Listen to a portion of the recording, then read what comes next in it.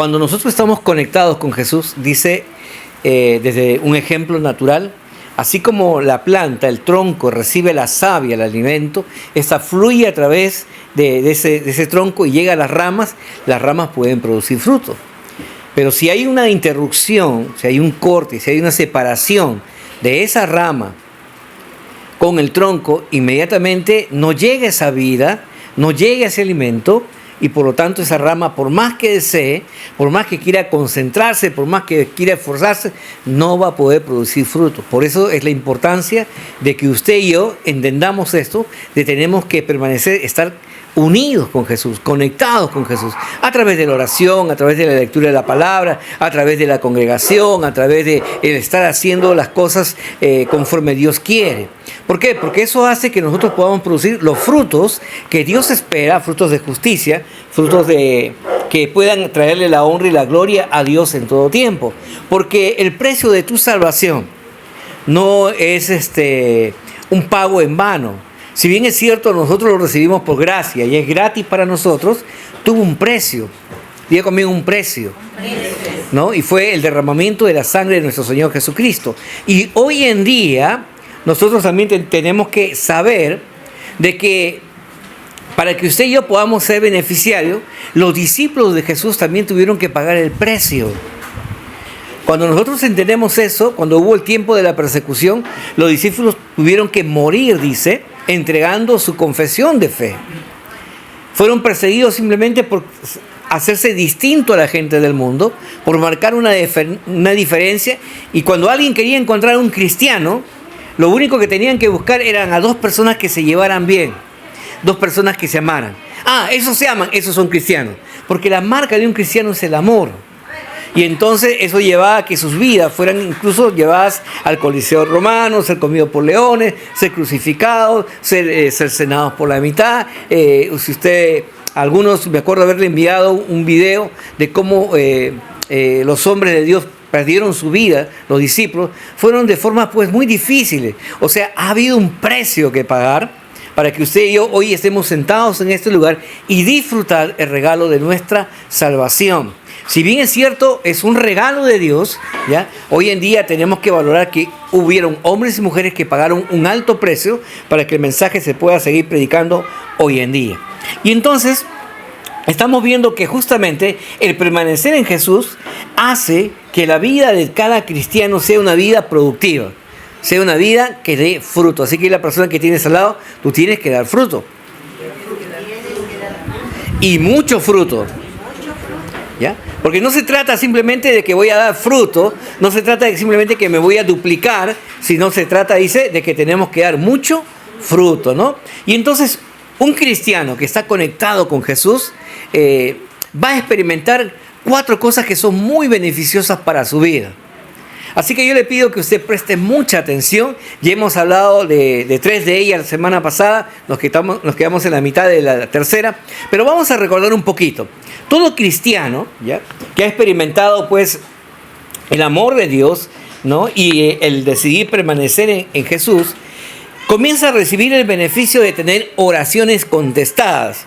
¿Cuántos quisiéramos, y seamos sinceros, que nuestras oraciones sean contestadas? Amén. Todos, ¿sí o no? Bueno, Jesús nos dice a nosotros, y ya vamos a retroceder, vamos a ir un poquito, a la palabra de Dios, nos dice a nosotros, en Juan 15:7, si permaneces en mí y mis palabras permanecen en vosotros, pedid todo lo que queráis y os será hecho.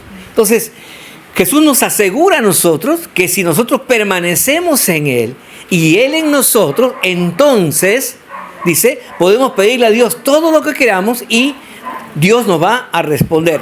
Pero vimos también la semana pasada que no se trata de mis caprichos, no se trata de mis deseos, porque dice que muchas veces oramos pidiendo mal porque pedimos para nuestros deleites y placeres, sino que cuando uno permanece en Jesús, el pensamiento de Jesús, los deseos de Jesús, la actitud de Jesús, la obediencia de Jesús gobierna nuestro ser y por lo tanto ya no pedimos para nosotros, sino pedimos para lo que Jesús se deleitaba. ¿Y en qué se deleitaba Jesús? Su palabra dice, en el hacer tu voluntad está mi deleite.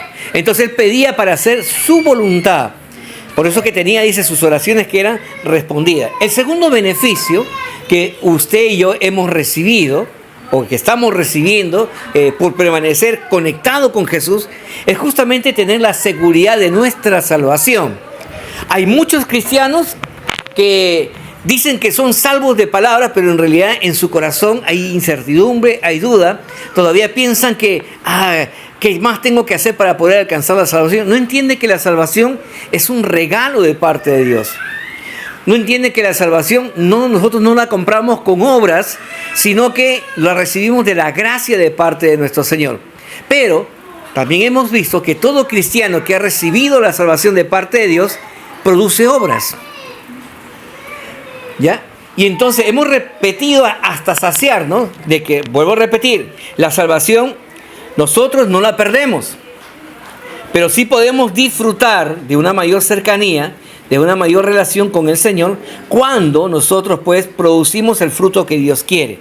Mis frutos, yo soy consciente que no son para ser salvos, sino para poder manifestar la gloria a Dios, porque tenemos que reconocer que yo vivo y usted vive y todos vivimos para darle la gloria a Dios en todo tiempo y en todo momento y en toda acción que usted y yo podamos hacer. El tercer punto, el tercer beneficio en el cual nos quedamos la semana pasada, justamente se encuentra en que todo cristiano que permanece unido con Jesús, ¿ya?,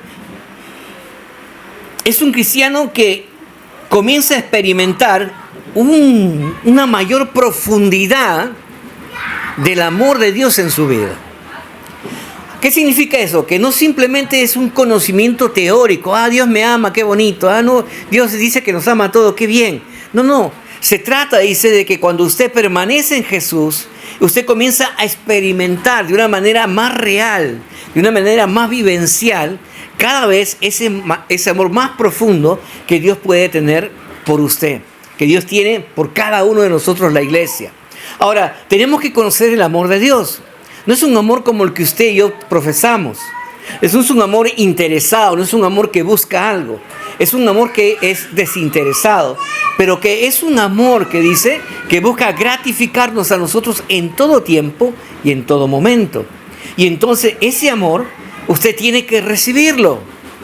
Y usted tiene que vivir tranquilo. Usted tiene que vivir seguro. Usted tiene que dejarse amar por Dios. ¿Saben que hay cristianos que no se dejan amar por Dios? Y usted me dirá, pero pastor, ¿cómo es que yo no me voy a dejar amar por Dios?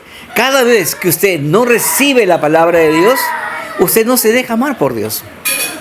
Porque toda la palabra de Dios es un mensaje de amor hacia su vida. Es una declaración de bienestar para usted.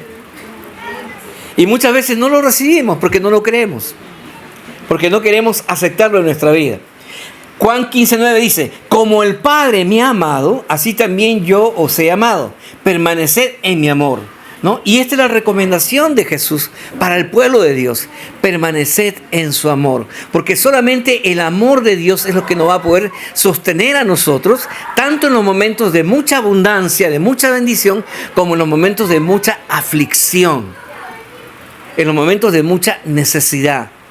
Si nosotros permanecemos en el amor de Dios, entonces vamos a poder superar cualquier circunstancia. Y vamos a aprender a sacar los ojos de nosotros mismos, de nuestros problemas, de nuestras necesidades, de nuestros pensamientos que son egoístas. Y vamos a comenzar a mirar las cosas como Dios mira. ¿Por qué? Porque es un amor perfecto. Que es un amor que busca el bienestar, no solamente de las personas que uno conoce, sino que es un amor que se extiende a toda la humanidad. Porque sin amor de nada sirve. En el libro de 1 Corintios, capítulo 13, habla acerca sobre la preeminencia del amor. Usted puede tenerlo todo, pero si no tiene amor, ¿de qué le sirve? ¿De qué sirve, dice, que entregue su vida si usted no ama? No sirve de nada. Entonces, el amor es el nutriente más importante que usted y yo necesitamos para poder seguir viviendo cada día y para poder seguir dando vida a otros que aquellos que los necesitan. Y ese amor solamente podemos recibirlo de parte de Dios. Por eso que Jesús nos dice, Mira el amor que el Padre tiene conmigo, de esa misma magnitud, ese amor que es inmutable, que no cambia, ese amor que es eterno, ese amor que es incomprensible, ese mismo amor con el que el Padre me ama. Ahora, ese mismo amor que yo estoy diciéndote profesar por ti, por cada uno de ustedes. Yo los amo en esa misma dimensión. ¿Por qué? Porque Jesús es Dios. ¿Me entiende? No es que es un Dios más chiquito, es Dios mismo. Y entonces en esa misma magnitud usted tiene que saber que usted es una persona amada. No puede ser que hayan cristianos que vengan a la iglesia, nadie me ama, pastor, qué incomprendido soy. Oye, si tienes a Dios que te ama de una manera que dice que Él es más que suficiente, porque Él nunca va a hacer algo que a ti te vaya a causar un dolor, una causa de tristeza profunda. El hombre te puede fallar, nuestros hijos nos pueden fallar, nuestro empleo se puede acabar, pero el amor de Dios nunca se va a acabar para con nosotros. Amén. Y entonces caminamos en esa seguridad de saber que somos amados por Dios y que Dios nos ama y que su amor no cambia. Entonces nos quedamos en esta parte, vamos a continuar justamente desarrollando esta tercera característica. Como el Padre me ha amado, así también yo os he amado, permaneced en mi amor. Entonces estamos entendiendo, el amor del Padre por su Hijo es inmutable, es eterno, es incomprensible y es ese mismo amor que Dios nos ha entregado a cada uno de nosotros. Ahora dice, ¿cómo me doy cuenta de que yo amo a Dios? ¿Cómo me doy cuenta de que verdaderamente yo estoy viviendo en el amor de Dios? Bueno, Jesús nos lo dijo de la siguiente manera en el capítulo 15 de Juan, verso 10. Dice, si guardareis mis mandamientos, permaneceréis en mi amor, así como yo he guardado los mandamientos de mi Padre y permanezco en su amor. Entonces, una forma de yo demostrar que amo a Dios es, dice, obedeciendo su palabra. Diga conmigo, obedeciendo su palabra.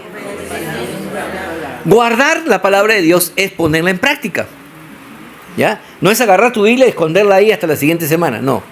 Es vivirla a diario, es ponerlo en práctica todos los días de nuestra vida, porque eso es lo que Dios espera de cada uno de nosotros. Entendiendo este principio, vamos a continuar. Debemos de entender que existe una relación directa entre nuestro amor a Dios y nuestra obediencia a sus mandamientos. Entonces queremos que usted entienda, hermano, hermana, que nuestra obediencia no es para ganar el amor de Dios. No es que yo obedezco a Dios para que Dios me ame más, porque eso es imposible. Porque el amor de Dios es perfecto. ¿Me entiende? Y entonces yo lo que obedezco no es para ganarme el amor de Dios, sino es porque Dios me amó primero. Ahora, como yo digo amar a Dios, mi acto de amor es obedecer su palabra. Porque ¿cuántos casados hay acá? A ver, ¿cuántos casados hay? Ahora, díganme los que están casados. ¿Solamente fue decirle te amo? ¿O tu palabra tuvieron que ir acompañada de acciones? Y detalles, ¿sí o no? Y de gestos. Porque no es simplemente decir, es hacer. De la misma manera dice Dios, ¿ya? Que tú me amas, entonces tienes que demostrar, o sea, tienes que hacer, ¿no? Esas acciones que a mí me agradan. Porque eso es importante que nosotros podamos entender que Dios se agrada de nosotros. Dígale a la persona que tienes al lado, Dios se agrada de ti. Pero cuando le obedeces. Queremos que usted entienda que no tratamos de ganarnos el amor de Dios por nuestra obediencia, porque sabemos que disfrutamos de su amor por la intimidad con Jesús y en la obediencia de sus mandamientos. Cuando existe un entendimiento del gran amor de Jesús, esto, hermano, crea en nosotros un deseo de obedecer a su palabra. ¿Por qué muchos cristianos no obedecen a la palabra de Dios? Porque muchas veces no han tenido esa revelación profunda del amor de Dios por sus vidas. Pero cuando un cristiano entiende que Dios lo ama, que Él entregó lo más valioso por amor a Él, ¿no? A su Hijo amado, ese amor incomprensible. Yo que soy padre, ¿no? ¿Entregaría a mi hija por personas que no lo conocen? Me parecería algo ilógico, ¿no? Y muy difícil de que yo lo pueda hacer. Pero ¿sabes qué? Hay un Dios que nos ama tan perfectamente que Él entregó su vida por amor a ti. Y cuando uno entiende esa revelación, entonces dice, Señor, ¿cómo no voy a obedecer a tu palabra? ¿Cómo no voy a hacer lo que a ti te agrada? Si tú me amaste y me amas de tal manera que no lo puedo ni siquiera entender.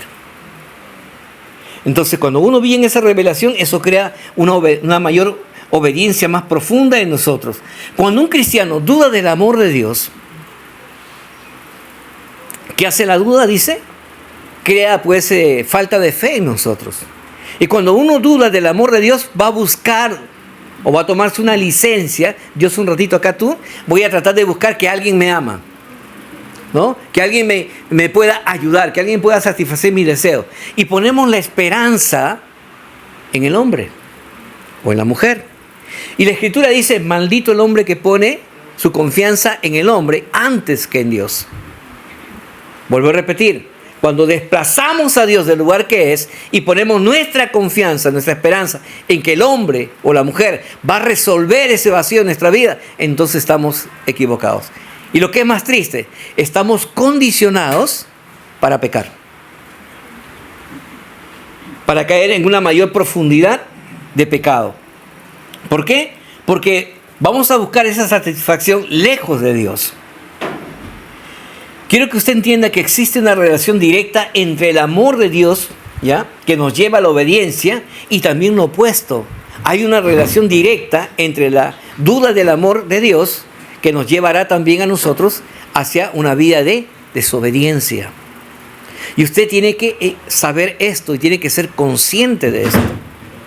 Si usted se aparta del amor de Dios, comenzará a haber dudas que lo llevarán a ustedes a alejarse cada vez y más de Dios. Pero cuando usted está bien arraigado, cuando usted está bien conectado con Jesús y cuando no hay duda en su corazón, usted va a permanecer firme en todo tiempo, ¿no?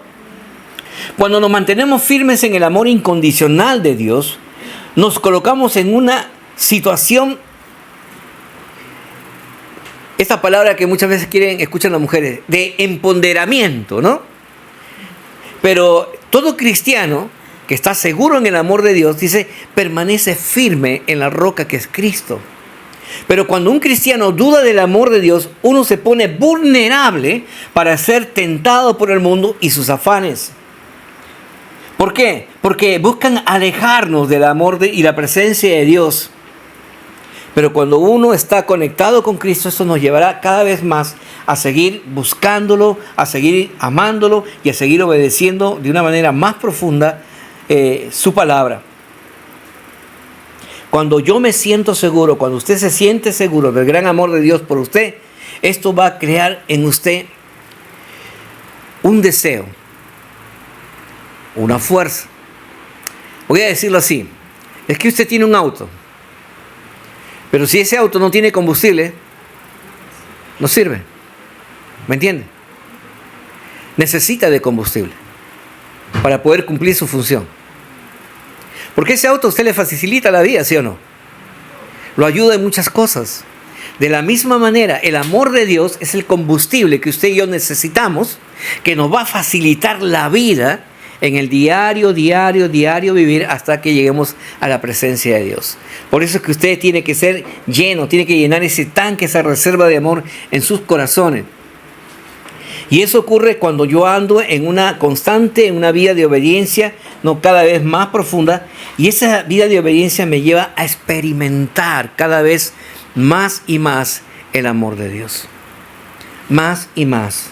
Cuando un cristiano tiene oraciones respondidas, cuando un cristiano tiene la seguridad de salvación y cuando un cristiano tiene la seguridad de que Dios le ame, dime, ¿quién te puede mover de ahí? ¿Quién?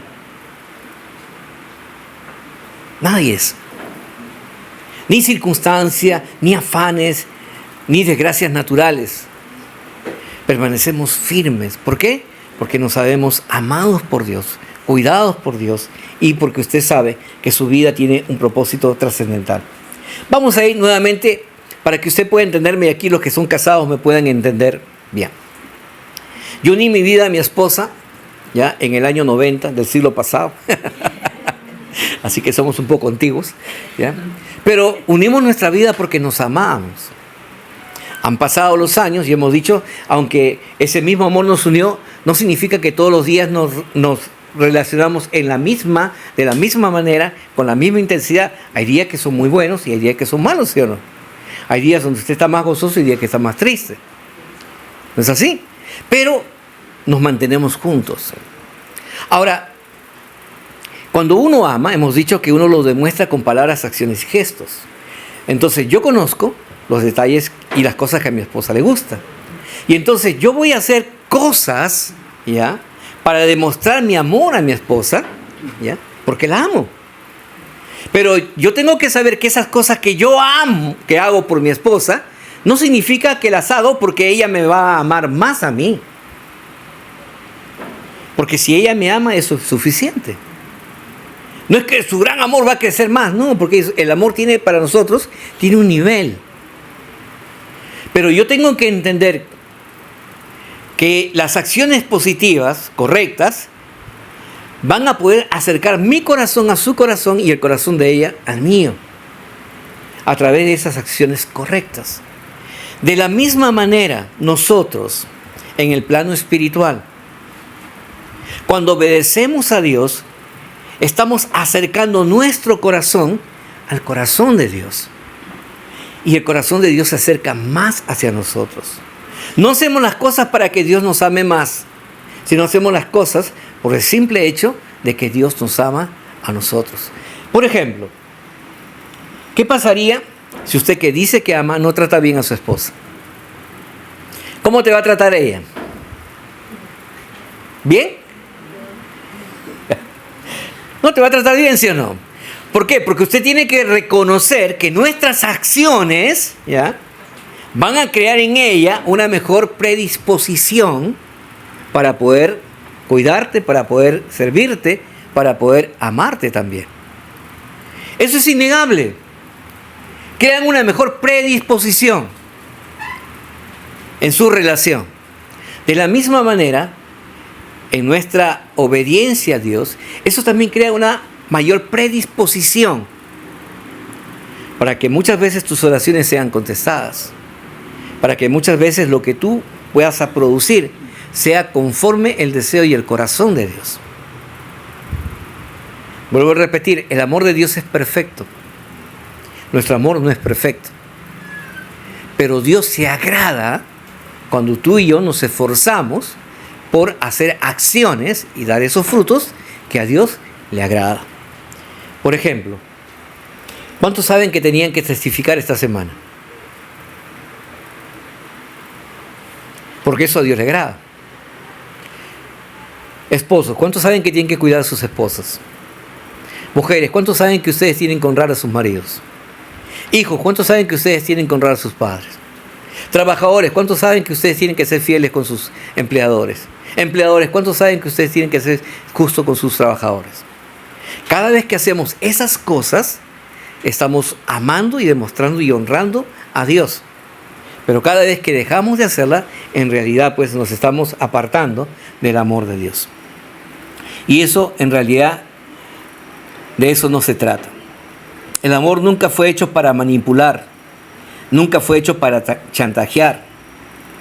El amor siempre busca vindicar o hacer lo mejor por aquella persona a quien uno ama. Por ejemplo, una oración de amor. Yo quiero que usted pueda entender que el apóstol Pablo, aunque no caminó con Jesús, ¿ya?, porque él no era uno de los 12, por si acaso, él fue un perseguidor de la iglesia del primer siglo, pero tuvo un encuentro personal con Jesús. Y a partir de ese momento, dice, él experimentó el amor de Dios y él comenzó, ahora por amor a Dios, comenzó a predicar el evangelio y a él se le encomendó el ministerio de ir a las naciones. Y entonces, en una de esas cartas que él escribe, le escribe a la iglesia de Efeso, y él hace una declaración, una oración de amor, y quiero compartirla con ustedes, ¿no? Efesios 3, 16 al 20 dice, escuchen, esta es una oración de una persona que ama en el Señor y que quiere lo mejor para los hermanos.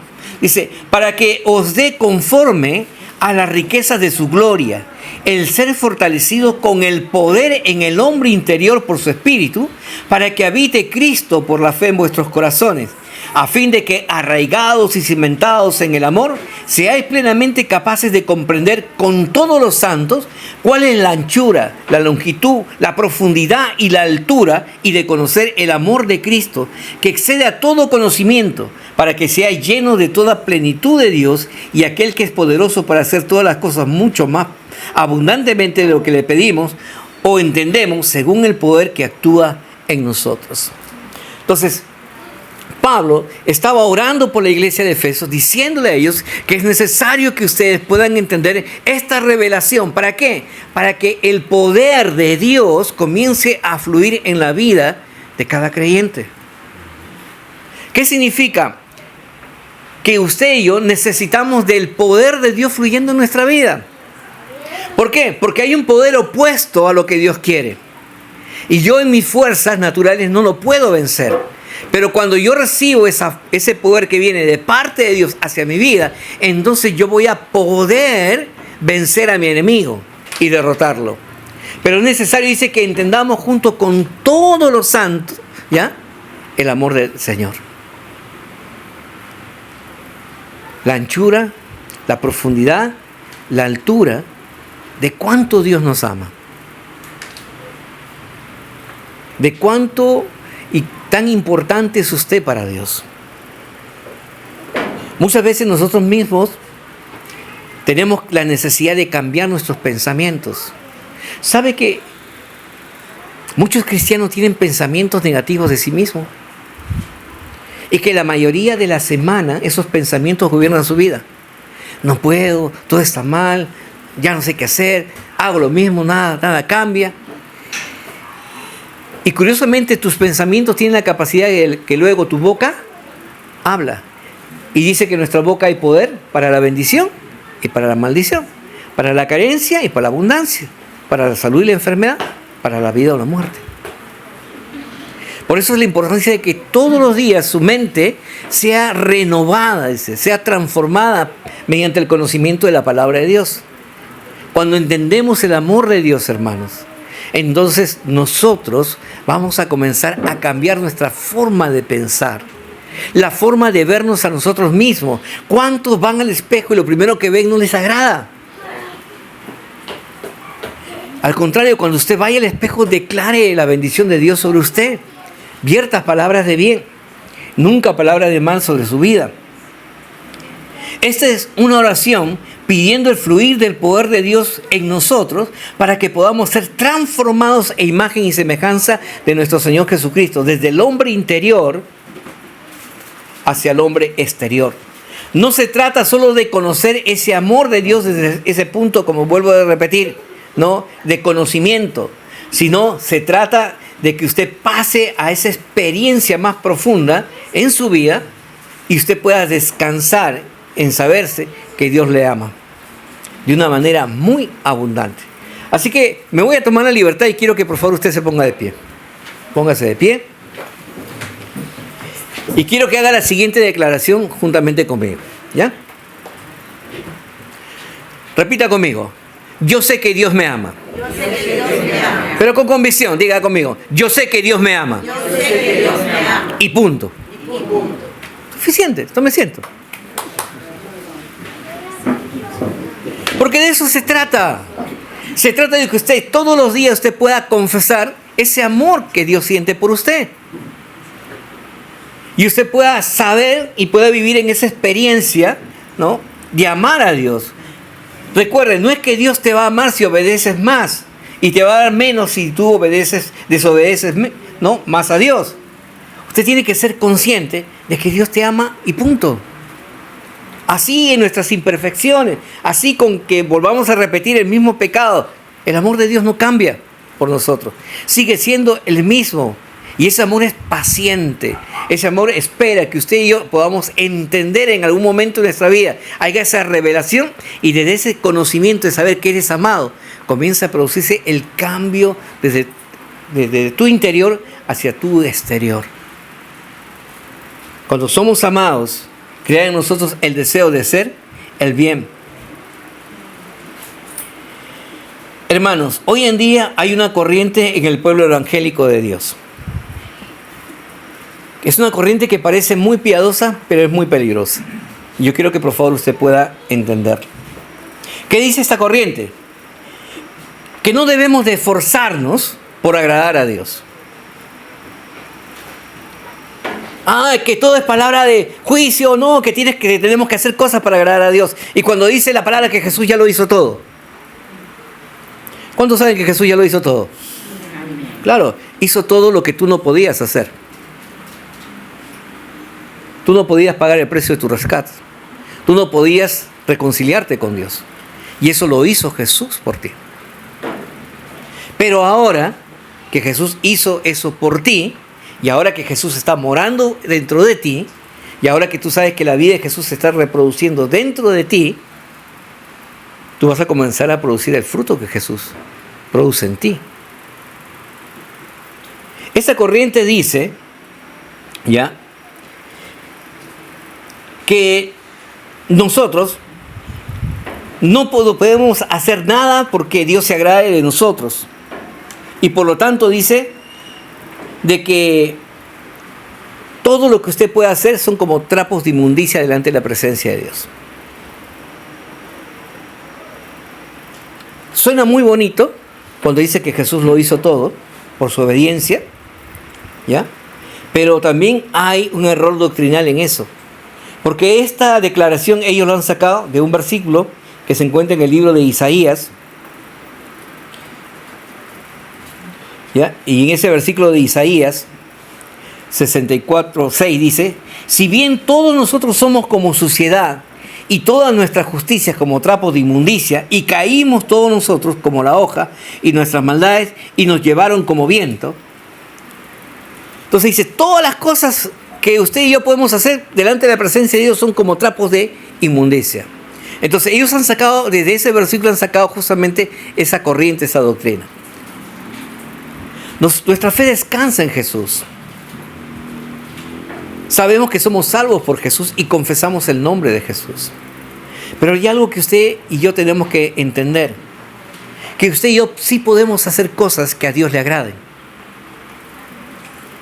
Y escuchen bien lo que dice Isaías 64:5. Porque Dios mismo hablando. Dios dice, saliste al encuentro del que con alegría hacía justicia, de los que se acordaban de ti en sus caminos.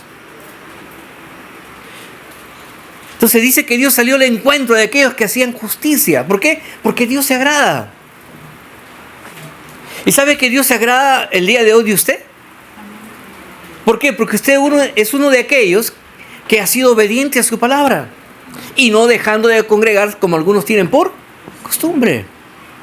Y entonces Dios ahora, si usted pudiera simplemente imaginar, ¿no? Cierre sus ojos, imagine a Dios sonriendo en el cielo. ¿Por qué? Porque Dios está agradado de usted. Porque mi hijo, mi hija, me hizo caso y vino a mi casa a escuchar mi palabra.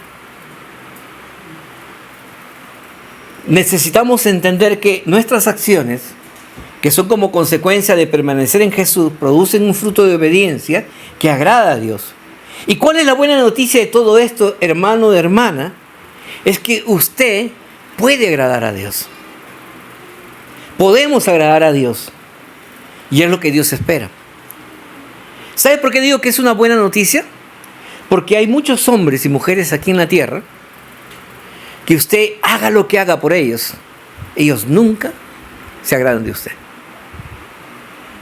Son personas que son, como ve, no se agradan de nada.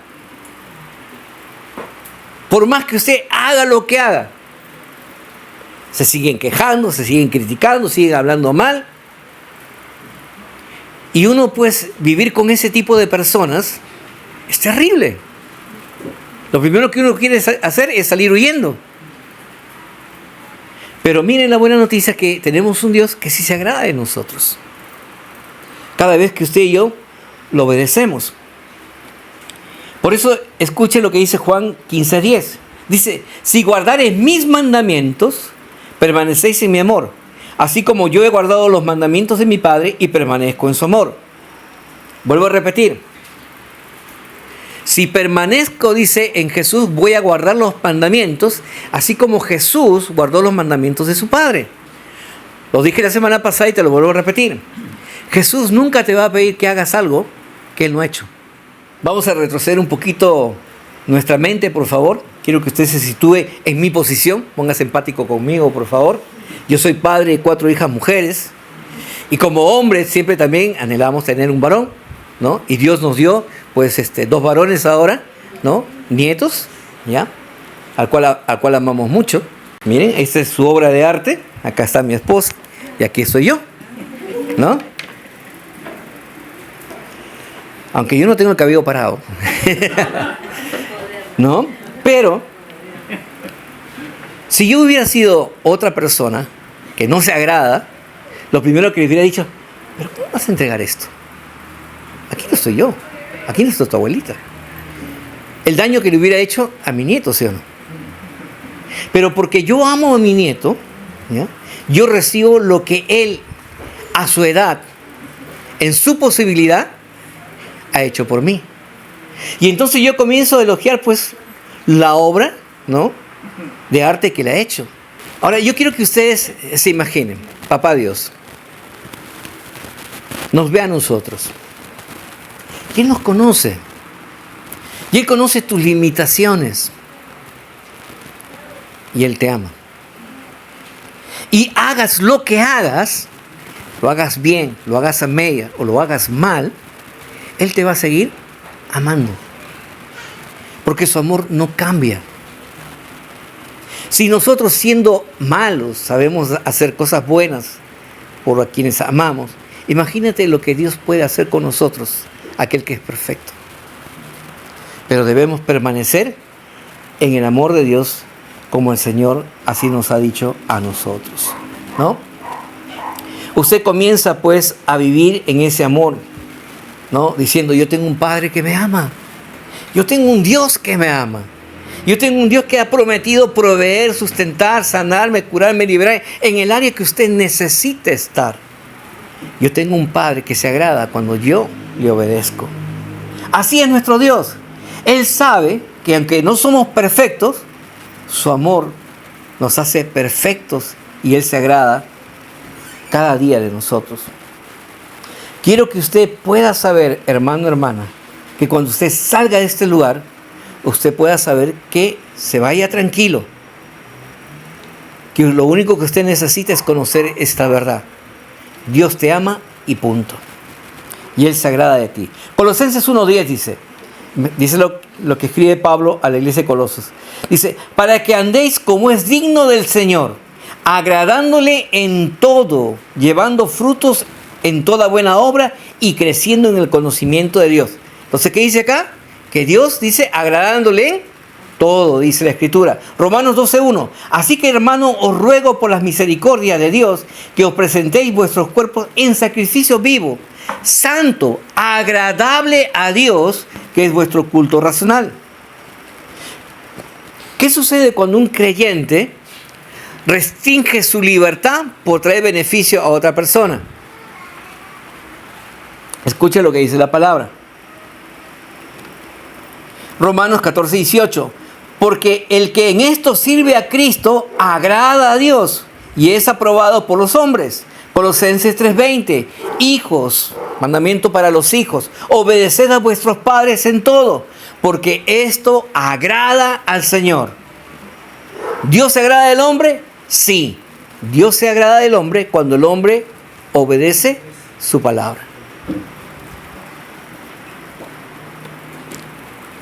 Y yo sé, y yo puedo dar testimonio que el Padre el día de hoy está gozándose en el cielo, porque aquí hay muchos hijos que están obedeciendo su palabra. Hebreos 13:16, que habla de poner nuestro talento, nuestro servicio, nuestra economía a la obra del Señor. Dice, y de hacer bien y de la ayuda mutua, no os olvidéis, porque tal sacrificio agrada a Dios.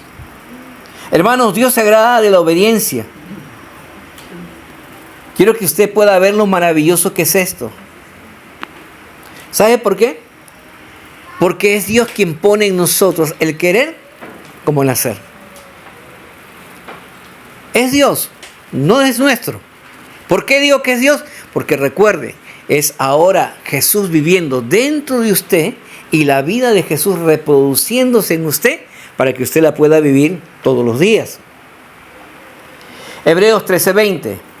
Y el Dios de paz que resucitó de los muertos a nuestro Señor Jesucristo, el gran pastor de las ovejas, por la sangre del pacto eterno, nos haga acto en toda obra buena para que hagáis su voluntad, haciendo Él en vosotros lo que es agradable delante de Él por Jesucristo, al cual sea la gloria por los siglos de los siglos. Amén. Entonces la palabra de Dios dice que sea Él, ¿no dice? Obrando en nosotros el que las cosas que hacemos sea agradable para Él. Porque por Él y para Él fueron hechas todas las cosas, dice la Escritura, dice la palabra de Dios. Entonces, hermano, qué bueno es saber que tenemos un Padre al cual le podemos agradar. Y esto es importante. El último punto. A ver, todavía tenemos tiempo. Vamos a ver el cuarto punto. El cuarto beneficio de aquel que permanece en Jesús es que va a comenzar a experimentar un gozo cada vez mucho más abundante. ¿Por qué digo? Porque cuando uno viene a Jesús por primera vez y entrega su vida y se sabe que es libre, se sabe que sus pecados son perdonados, se sabe que es justificado, se sabe que es una nueva criatura, uno se goza, uno está feliz. Pero muchos cristianos, conforme pasa el tiempo, ya su cara cambia. Yo quiero que por favor volteen y mírense, por favor. Le cambió la cara mucho. Ya no están gozosos, están ¿qué cosa? Están amargados, tristes, como chupando limón algunos, ¿no? ¿Y eso es por qué? ¿Qué pasó con el gozo del Señor? Bueno, es simple, si usted no está gozoso es porque usted no está conectado con el Señor. ¿Por qué? Porque dice la palabra de Dios, me dice a mí, que uno de los frutos que debe abundar en nosotros es el gozo. Así que preste mucha atención a lo que yo le voy a decir a través de la palabra de Dios. Juan 15:11. Estas cosas os he hablado para que mi gozo esté en vosotros y vuestro gozo sea cumplido. ¿Quién lo está diciendo? Jesús. Estas cosas os he hablado para que mi gozo esté en vosotros, ¿ya? Y su gozo de ustedes sea cumplido. Ahora, quiero que usted entienda, no se trata de otro gozo. No se trata de otro gozo más pequeño. Se trata del mismo gozo que había en Jesús. La misma dimensión, el mismo tamaño, está dentro de usted y debe permanecer en usted. Entonces, es importante que podamos entender esta palabra porque nos va a hacer caminar en esa experiencia en nuestros corazones de lo que Dios quiere hacer en nuestra vida. Su gozo ahora viene a ser el gozo de nuestro Señor Jesucristo que está viviendo dentro de nosotros y dice que se completa. Yo quiero que usted pueda entender que usted tiene que ser un cristiano completo. ¿Qué significa? Que cuando usted no tiene gozo, usted es una persona incompleta. ¿Sabe que nadie quiere estar junto a una persona que lo ve así todo serio, amargado? Nadie se le quiere acercar, ¿sí o no? Pero cuando usted lo ve en risueño, sonriente, jovial, todos quieren estar cerca de usted, ¿sí o no? Entonces dice que somos como imanes que atraemos a las personas cuando estamos en gozo, en el gozo completo del Señor. Ahora, independientemente, dice, de las circunstancias de nuestra vida, nuestro Señor Jesús sabía, ¿ya?, que nosotros tenemos que llegar a entender lo que es independientemente de las circunstancias. ¿Qué significa? Que cuando las bendiciones llegan a mi vida estoy gozoso, pero cuando las cosas llegan mal ya no debo tener gozo. No.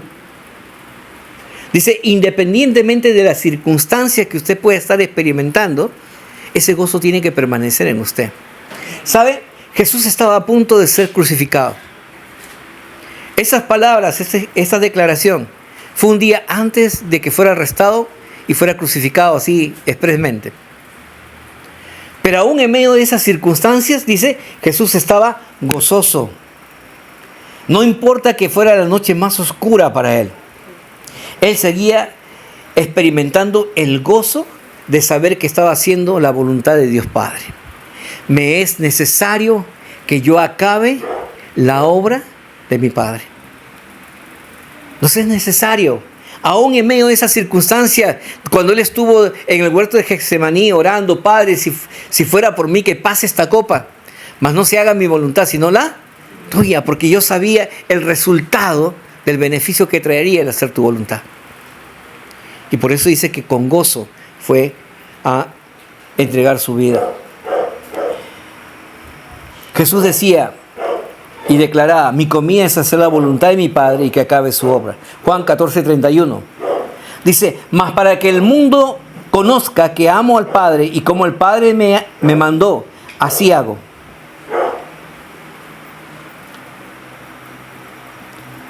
La semana pasada, vuelvo a enfatizar lo siguiente, les dije que nuestro Señor Jesucristo vivía para que se cumpliera todo lo que de Él había sido escrito en la Biblia. Desde el Antiguo Testamento, todo. Su mayor esfuerzo estaba en eso. ¿Y cuántos conocemos la voluntad de Dios para nuestra vida? Usted y yo la conocemos, está en la palabra de Dios. Entonces, si Jesús mora en nosotros y yo tengo la vida de Jesús, entonces yo también tengo que hacer la declaración de Jesús. Yo vivo para que la voluntad de Dios que ha sido escrita en su palabra se cumpla en mi vida. Y tengo que esforzarme. Tengo que esforzarme porque esto se pueda cumplir. Solamente existe una fuente segura de gozo y se llama Jesús. Y solo hay una forma de poder ser lleno de ellos y es permanecer junto a Él. Salmos 16:11.